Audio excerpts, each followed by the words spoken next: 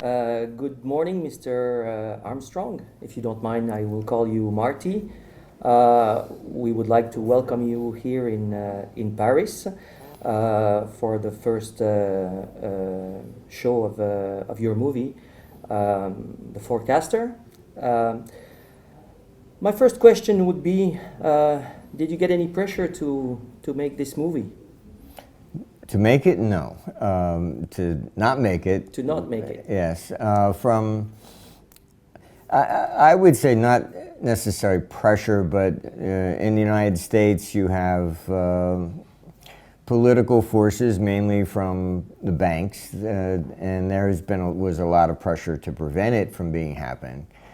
Even Marcus's offices over in Germany, they broke into and stole his cameras and stuff like this. So. Yes, they don't want this out, and the two countries that the film has been kind of gets a lot of resistance to being shown is the United States and Switzerland. Okay, thank you for this. And you are able to forecast with very high accuracy, and we've shown this in the past. Some major events because of your model that you developed. So could you tell us about this? Well, I think that it's something that I discovered. It wasn't a theory that I thought this is the way things should work, which I think mainly a lot of breakthroughs are really things that are discoveries rather than somebody pursues a theory to begin with. I mean, the business cycle has existed. Every economist has always admitted it. Marx and Keynes tried to prevent it.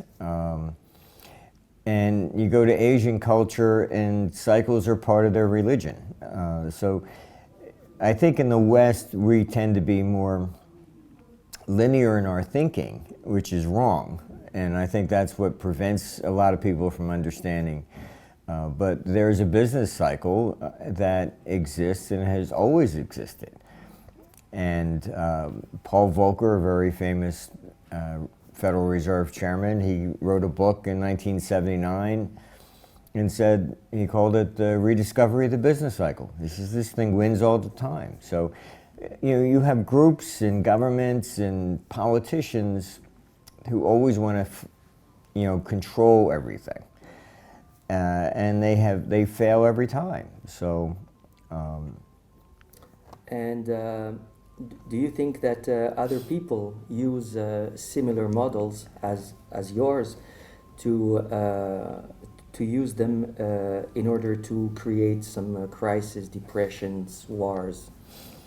No, I don't think anybody creates deliberately tries to create a depression. I mean, during, for example, the depression in the 1930s, there was nobody that was still standing at the end.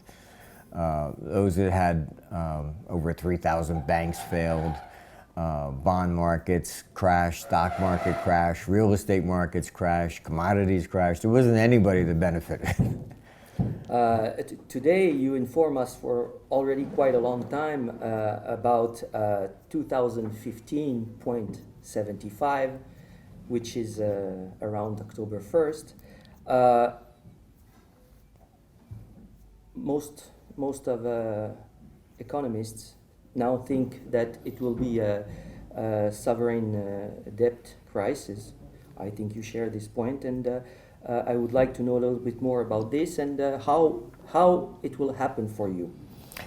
Well, I think that the sovereign debt crisis is something that has happened largely, pretty much fairly routine. There was one in the 1840s where in the United States all the the federal government didn't have debt, but the states did. And so you had Pennsylvania, Louisiana, I mean, all these state governments that went permanently bankrupt. And then we had another one in in 1931. Most of all of Europe defaulted. Britain went in, suspended its debt for a while. China defaulted. South America defaulted for like the fourth time. You can buy a lot of these bonds on eBay. So The actual answer is that why wouldn't there be a sovereign debt crisis? Because they always default. They've never paid once. So it would be, to say that there wouldn't be one is kind of foolish, because you can never find a period where there hasn't been one.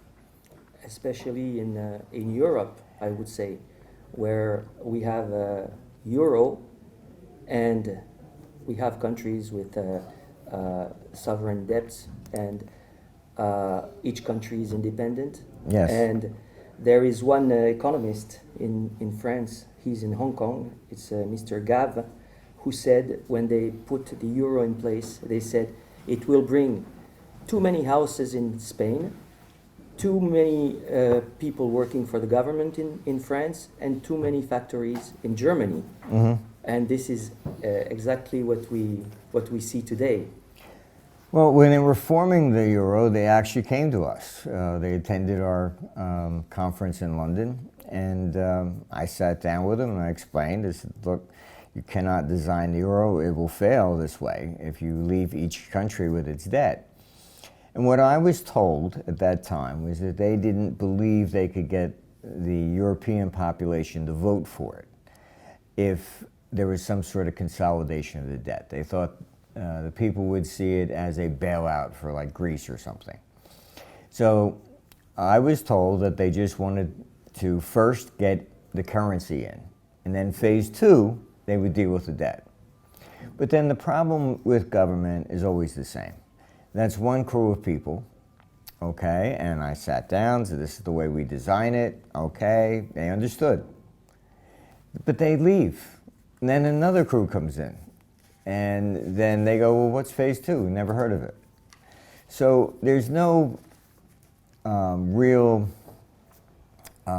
planning or there's no coherent structure ever with government that you can deal with. And I mean, for example, I worked on Capitol Hill in the U.S. to try and save Social Security back in the early 90s.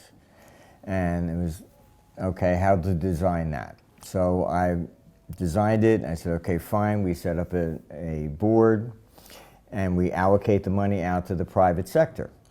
And people would have to submit their track records and what their performance has been, and then we would decide who gets how much money. And I gave up, because basically then the Democrats said, no, well, we want to change everything when we come in. I said, this isn't about putting your brother-in-law in. And politicians are just too corrupt. And we could have saved Social Security. It's bankrupt now. I mean, there's no money in it. It's just taxes going more and more towards it. So government, I think we need to completely restructure. We claim to be a democracy, which is propaganda. We do not live in democracies at all. The system that was initially adopted was the Roman system, a republic. And the difference is that a Greek democracy, a lot of people don't quite understand. It was, they said, oh, women weren't allowed to vote. It's because the head of the household voted for everybody who was in the house. So even the first son didn't vote, okay? And he was more or less your representative, your politician, per se. And he would go down and vote for everybody that was in the house. That was a Greek democracy. We chose Roman Republic, which is you vote for one person, he represents everybody in your town. All right, that's far less direct than having your husband do it. If he doesn't do what you want, then you have ways of retaliating. So a republic, unfortunately, this is why the Roman Republic went into civil war and failed. I mean, it just became too corrupt. Representatives are easily bribed. There's too much self-interest. And it's all a lot of propaganda. I mean, just look at Hillary Clinton. She claims to be for the poor, but then she goes and rents a house for 2 weeks on the beach and spends $150,000. 110. Yeah, I mean, who spends that kind of money to rent a house for 2 weeks? I mean, that's ridiculous. We are in a period in this world where there has never been so much money in the system, and in the same time there has never been as much poverty. I have one question concerning globalization. There are around the world around 70 tax haven, and most of the biggest firms of the world are located, have offices in these tax haven, and a lot of money goes through these tax haven, and governments don't do nothing about this. What is your point of view? Well, governments are doing a lot about it now. They're chasing money everywhere. But actually, one of the biggest one is the city in London. Yes. Actually, taxes are a barbaric relic from the past. They're really no longer necessary. I know it might sound a bit strange, but it's when we had, gold coins and things of this nature. The government spent money. It had to then collect some back to be able to spend it again. We have electronic money today. So if I give you 100 euros and then I say, okay, now you got to give me 80 back. Why? What's the constant going back and forth stuff for? And if you really look at it, most of government, at least 25%, and in many cases up to a third of the cost of government is to collect tax. So it's just really sitting there like pushing shells back and forth. And why? Why are we doing this? They always say that they're taxing the rich. That's how they got the income tax in the United States. But it's never true. World War II comes and they say, oh, well, we need the payroll tax to pay for the war. But they never put it back. All right, so now the average person, even in Germany, is paying more than 50% of their salary to tax. And when you look at this, step back and forget all the politics and socialism and this, most of it's propaganda. If you look at the national debts of even Germany, United States, about 70% of the total national debt is interest. It didn't go to help schools or anybody. They claim it's socialism, but it's not. It's going out the back door to interest, which is going out to the bankers. So you need taxes only at the local level, where the local level doesn't create the money. Okay, so maybe for your school or your roads or something like that. At the federal level, it's total nonsense. It's a waste of time. And what happens is that these governments are borrowing money, but they never pay anything back. It's just the debt keeps growing and growing and growing. Until it bursts. And that's your sovereign debt crisis. Because the part of the problem, I say with government, we need a complete restructure. There's nobody in government that's ever held to the same standards that we are. They can lie, they can steal, they can cheat, they can do whatever they want. There's nobody puts them in prison because they are the ones that decide who gets prosecuted. So where's the check and balance? There's none. You are saying that today, I would say the committee of the people who meet together and who make the monetary policy of the world, you are saying that they are losing control. Do you think the Bank for International Settlements is able still to control something, or? No. You see it actually.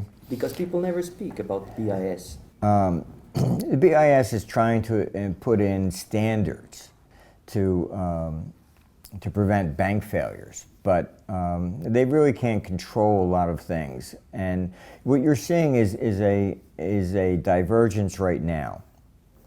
You have the ECB following more or less the theories of Larry Summers and lowering interest rates to negative, and they feel that what they should do is just punish people until they spend their money.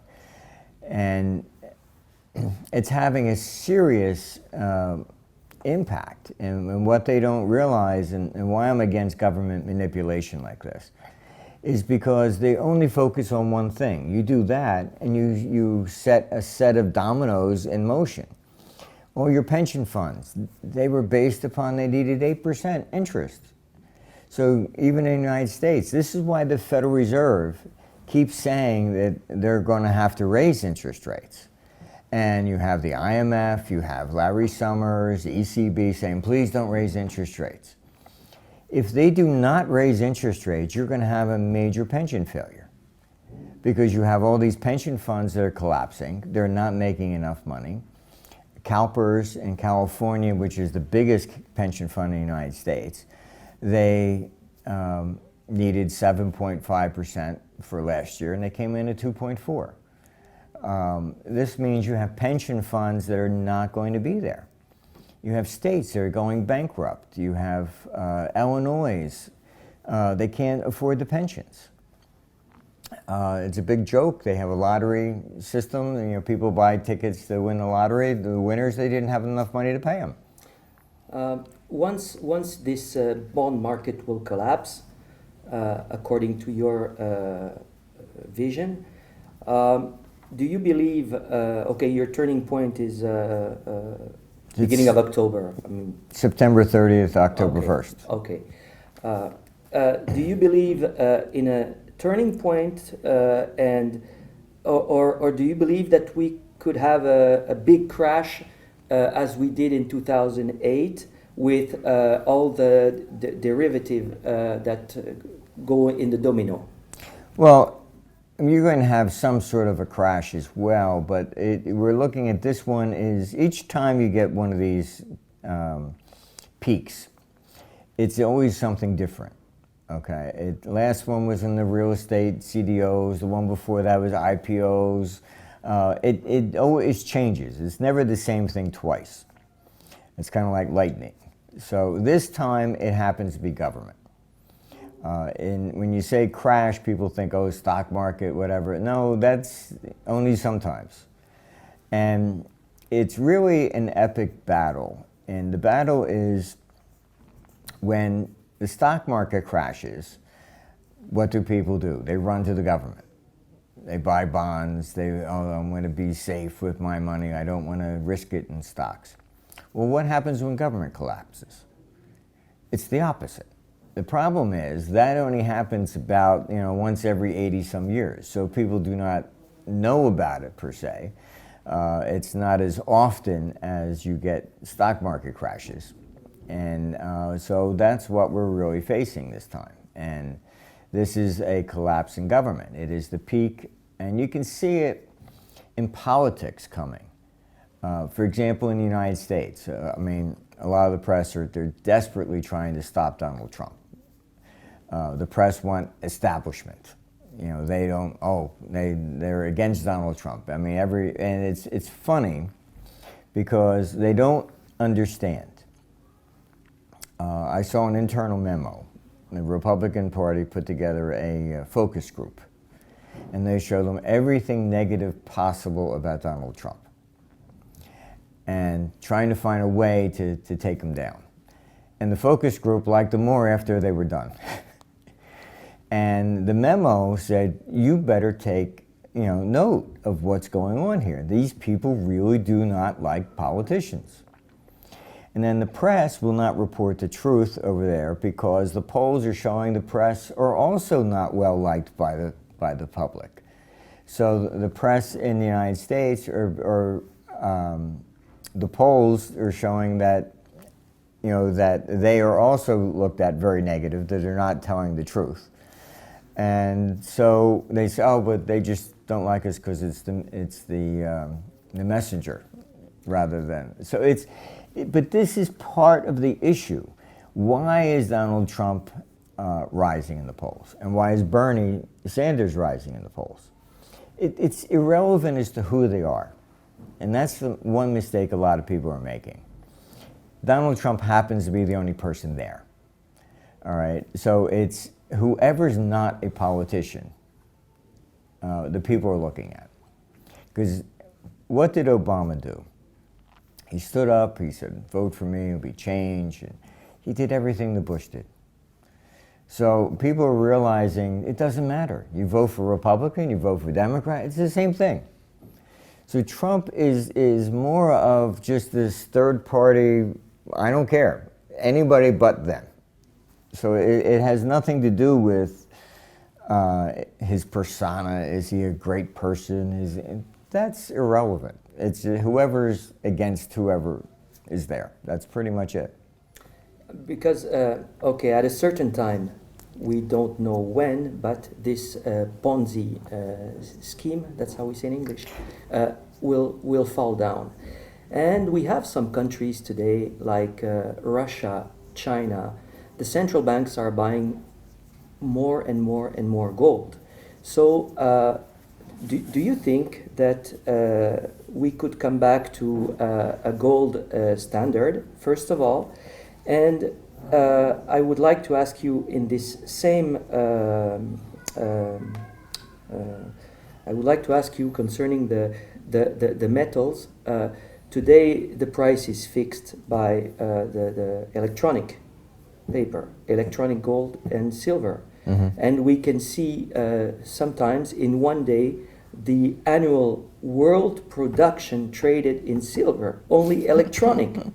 So yes, concerning central banks buying gold, there is certainly a good reason. So what is your point of view on this? China's purchase of gold has been grossly overestimated. It's just a few percent. Gold, as far as a monetary instrument, is kind of like going back to the Stone Age. In the sense of that money doesn't need to be tangible. All right, that's a barter type idea. All right, it was never that. What gold represented was the anti-government type thing, and but if the government fails, yes, you think they will go back to this? It depends. Money has been many different things. The gold was actually just a luxury item. All right, people desired it because it was pretty, it was good for jewelry, but it has no utilitarian value. If you want to look at something that was actually money for a much longer period of time, it was cattle and bronze. Food is the basic of everything. If you look in Japan, they didn't even issue coins for about 600 years, and bags of rice were effectively money. So you have two levels of money. One is it can have a barter. At the barter level, it has to have a use. So I'll give you something, but you're only going to take it if you can use it. All right, gold, you couldn't eat it, you couldn't make a weapon out of it. So the only reason you would take it was if somebody else would take it from you. So it requires confidence. And that's one step further away from actual barter system. A barter system is you're going to take it because you can use it. So to take gold, you have to count on somebody else taking it from you. And that is actually the same principle as paper money. You'll accept a euro note from me only because you can pay somebody else with it. So money has to be more of it doesn't have to be tangible. It just has to be something that somebody's going to trust, and who's going to control it, that is more of an issue. So it depends upon the monetary system. Whether we could go back to a gold standard, I seriously doubt, because first of all, governments aren't going to be able to adopt something of that nature. Gold is more a personal, individual investment type thing, as far as being a hedge against government. All right, but it's not something that you can easily make international payments with, or you'd have to put it on a boat and ship it across the Atlantic back and forth. So from a practical standpoint, we're probably heading more towards electronic money. Yes, and as a matter of fact, if we talk about France, concerning France, the government passed a law which is effective since the beginning of September, which forbids to pay more than 1,000 euro in cash. Yes. This is where we are today, and so I believe that we are heading towards a cashless society. This is the will, at least, of the government. When we see what's happening, I think it's the same thing in New Zealand. What's it's your everywhere. point of view? It's everywhere, and this is part of the sovereign debt crisis. It is what's really going on is politicians will never accept responsibility. So their view is they wouldn't have a problem if everybody paid their tax. So the way to prevent people from not paying is to basically eliminate money. So it has to be electronic, and therefore, as long as it's electronic, it must be in a bank. The EU is also passing a law as of January 16. They call it a right, that everybody has a right to a bank account, which is kind of nonsense. It's basically what it's saying is really everybody must have a bank account, because that until that happens, then they can eliminate the money. So it's all about eliminating cash, and all these governments are moving in the same direction, because that is their view, is that they can then, if everybody has only a bank account, then you can't hide money from them. The United States has seriously hurt the world economy because they passed this law called FATCA, and that any foreign institution that deals with an American must report. So what's happened is no American can open an account. I can't open an account in Europe. And it gets to be really draconian, because what happens is then nobody will deal with American. All Americans have to bring their money home. And it's seriously impacting world investment and things of this nature. So you make it, a politician is only interested in how much money he can get from the taxes. And he assumes anybody doing anything out of the United States must be to hide money. And it's not. I mean, there is legitimate business out there. I have one friend in Switzerland. He's Swiss. His wife was American. They have a 13-year-old son. They took the son to the bank to open up his first bank account. The bank refused because he's technically an American. So here's a 13-year-old kid who's never been an American, been to America, lives in Switzerland his whole life, and cannot open a bank account. And this is what politicians do. They pass laws, they do not understand what they're doing. You take health care, all right? They put in Obamacare in the United States. It sounds very nice. Again, it's a politician doing this. These people should be barred from ever being in government. My health care was canceled. Why? Because they said, oh, everybody has to have maternity leave and paternity leave, but they don't put an age limit on it. I get 2 cards in my wallet. One is for children I don't have. When I called them, I said, I don't need this. Oh, but you have to have it by law. So I have to be covered for having, 3, 4-year-old, kids who I don't have. And my card says singled. But this is a politician says, oh, well, everybody has to have maternity leave. That would be fair. Okay. An 86-year-old woman has to have maternity leave? It's not practical what these people do. You go to Utah. One of the craziest laws, I cannot figure out why they passed it. You cannot order a drink before dinner. I don't know if somebody went in, ordered some drinks, and got drunk and ordered 2 dinners, or what's the problem? You have to order your dinner before they're allowed to serve you a drink. That doesn't even make any sense to me, but this is the law in Utah. And you have politicians that sit there, they have nothing to do. Oh, that would be a good idea. Let's make that one up. There are more laws that are passed. There's a book in the United States called 3 Felonies a Day. that everybody commits 3 serious crimes per day, and they have no clue that they do it, because there's so many laws.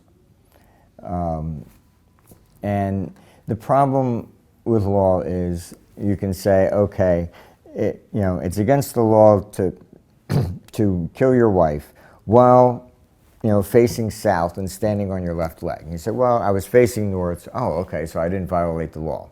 They make it all technical. And so then they have to describe this one. Okay, well, he was standing northwest. Oh, no, he was facing this. So you now have to write a law for each possible direction. So law is they make it far too complicated. The Social Security Act was 16 pages. Obamacare is 7 feet tall.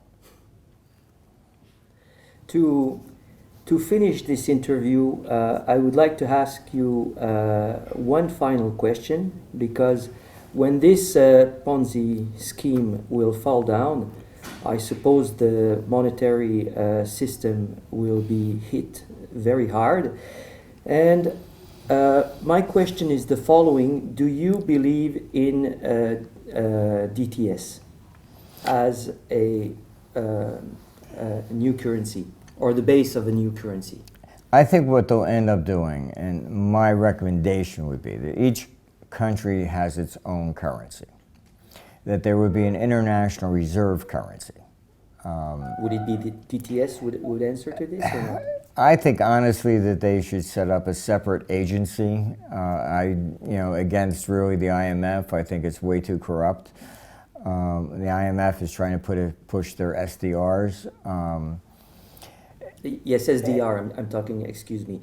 DTS is in French. It's SDR. Yes. No. I know what you mean. I'm sorry. The IMF is, in my opinion, too much of a corrupt organization. And you can change the heads of organizations. That's very nice. But part of the club was the IMF. They paid bribes to it. I mean, they put on a big dinner in Washington, invited me down there to show me they had the IMF, and asked me to join. I said, no, I'm sorry, Russia's still going to collapse. They put on a big dinner in Washington, Safra did. He rented the entire National Gallery, all for dinner for the IMF. And it was to show me that IMF would continue the loans to Russia, and therefore, why don't I join in? And I said, I'm sorry, my work says it's going to collapse. I don't care how much bribes you're paying. And it collapsed. I mean, that's why I stay away from that stuff. But the dollar will be pushed up. And it's the dollar being pushed up which will then cause the deflation in the United States. And you're seeing this right now as far as the argument over the Federal Reserve raising interest rates. You have the IMF, ECB, everybody saying, oh no, don't raise interest rates. So the Fed is saying we have to raise interest rates for our own domestic economy. And so because the dollar tends to be this international reserve currency, it presents a problem. This is the clash. Do you sacrifice your domestic policy objectives for international? Or do you say, forget international, we have to take care of the people at home? So that's why I say we're going to have some sort of a international reserve currency. And you know it's coming, because what politicians do is they send their agents out to float ideas. Larry Summers first appeared, he says, oh, we should take interest rates negative. Then you have Draghi over here, says, oh, that's a good idea. What they do is they float an idea to the press, and they see what the reaction is. If nobody gets upset, okay, we'll go with it. If they get upset, oh, that's just him saying that. Obama's former chief economic advisor, he came out and just floated an idea. And what did he say? The U.S. should let the reserve currency status of the dollar decline. End it. Of course, that is not in the U.S. power unilaterally. There has to be something else This is why the euro didn't survive. Because if you had consolidated all the debt, then major companies could park money in euro debt. They could buy euro bonds, and that would compete against the United States. By leaving each country with its own debt, you couldn't compete. Okay, they would buy the bonds, but they would sell the notionals in France or Greece or whatever. Every country still had its own credit rating. So nobody could displace the dollar. The same thing with the yuan or in China. Fine, the China economy will become the largest economy in the world, but it's not ready for prime time yet. It cannot compete against the dollar as a place to store money. So when a crisis comes, what happens? They want to buy government bonds, that's safe. Right now, the dollar is the only thing that they can do. That's the problem. Because they need to park their money. They need to park someplace. And so we're going to need a replacement for the dollar as a reserve currency. And how we get to that point, I would prefer a brand new agency. At least you get away from the corrupt nonsense. The IMF is extremely corrupt. You have Lagarde in there, and she's one of the all right, nobody votes for her. Why is she even in there? What right does the IMF have in deciding policies for Europe? You know, they're way beyond their original intent. And it's just too corrupt, and they shouldn't be there, in my opinion, at all. And if we're going to do something, we should start a brand new agency, and then you don't absorb all the corruption that's already there. You think the several agreements that are happening between Russia and China can have a counterpower, or? No, not yet. It's, I mean, longer term, you're looking at China will become the largest economy, and if we eliminate government debt, and which I believe we have to do. Governments at the federal level should be barred from ever borrowing. In France, before 73, you didn't have a national debt. The national bank basically, created the money to fund the government. And this is more of a practical approach, and I think, and people go, oh, it's an inflationary. I said, really? You've had QE 1, 2, 3, 4, and where's the inflation? It's more inflationary, but exactly. They passed the law, Article 25 of the finance law in France in this period, which makes it unlegal not to borrow the money. Right. And you need to pay interest rates for this. It's insane. And we've paid already about 1,350 billions of interest. Exactly. In the Middle East, you have governments that do not need the money. And the bankers are trying to tell them that they should issue bonds. Why? Because we need a market. You do not borrow money for this reason. And governments never pay anything back. So we need to do a complete restructure. Our proposal is basically a debt to equity swap. We have to, governments are going down. This is what it's all about. This is why they're hunting money. They're trying to go to electronic money. They're trying desperately to hold on to power. And that's what this is all about. It's them against us. And the average person, all these ideas of socialism, very nice, but they have seriously hurt society. Before 1930, the family structure was basically your security. People would have 4 or 5 kids. That was your real retirement. Family units were much closer. You still see that in Eastern Europe, and you see it like in Mexico, South America, etc. In Europe, in the United States, that family bond was broken. In the United States, you ask a kid, are you saving to take care of your parents? No, that's government's job. Right. We have seriously changed the structure of families. Of the society. And this is what socialism has really done. It hasn't benefited anybody other than the politicians. It sounds nice. Oh, we'll make the rich go pay. Okay, fine. Does it ever lower anybody else's taxes? No. It just puts more money in their pocket. I was in Australia, and they passed the luxury tax. The slogan was, we're going to tax the rich, we're going to tax their Ferraris, their fur coats, and their French wines. Everybody cheered. Oh yeah, go get them. What was in it? All electrical products. So suddenly having a refrigerator, a radio, anything... Became taxable. Computers, all taxable, luxury tax.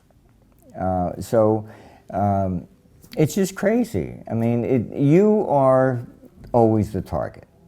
You know, they always say, even if you look at presidential elections, you know, last time it was Joe Biden stood up, he said, oh, the Republicans are for the super rich. They never define who these people are. They create the image as somebody like Warren Buffett, okay? But then look at the tax code. It's household income of $200,000 or more. It's not billionaires, okay? And a household income is defined largely by those that work in the house and how much they bring home. So that's not just you, it's you, your wife, you know, Everybody. It's everybody. So this isn't super rich, but they like to always create this image. It's like, oh, the Warren Buffetts aren't paying. If you took all the money of all the billionaires, you still wouldn't balance the budget. You know, so let's be realistic about this. Who are they? What's going on? They exempt themselves from laws on everything. In Brussels, they pay themselves, what is it, you know, $200,000 for a part-time job. They don't even show up half the time. You have, I mean, the thing with every politician, Hillary Clinton, she takes up Secretary of State. Her brother suddenly gets the contract to mine gold from Haiti. You have Joe Biden. His son suddenly becomes the head of energy in Ukraine. I mean, you had Barney Frank, who was supposedly investigating Fannie Mae. He was gay, and his effective wife was running Fannie Mae. I mean, it's so incestuous. It's a joke. It's a real joke. I mean, in the private sector, there's no way I could ever take money from any company and say, oh, well, go pay to my family and pretend I don't get it. That's still against the law, but for them, it goes to their families all the time. It doesn't matter. Hillary Clinton, her daughter's on the foundation. I mean, come on, this whole thing is a joke. On your schedule, you will be in Athens by the end of the month. And I read on your blog, because and I advise all the people who will look this interview to go to armstrongeconomics.com, because there's a lot of very valuable informations on a daily basis. And on your program, in Athens, I think there will be something that will be a direct program in 13 countries. Could you just tell us about this so that people could have a look at it? They're going to be doing a broadcast of the movie, and then there's going to be a live debate afterwards, which will be broadcast to 13 countries, I think, throughout Europe. I think it. Okay. And you are supposed to launch Socrate. Yes. Very soon, so I think there's a lot of people who will want to subscribe to this. Could you tell us when everything should be settled? I think that would be up probably the first week of October. Okay, so you have an idea. Yes. Martin, on behalf of Info Libre and Jupiter, I would like to thank you for this interview. Well, thank you for inviting me. Thanks very much also to Jupiter. Thanks, and have a nice day. Thank you.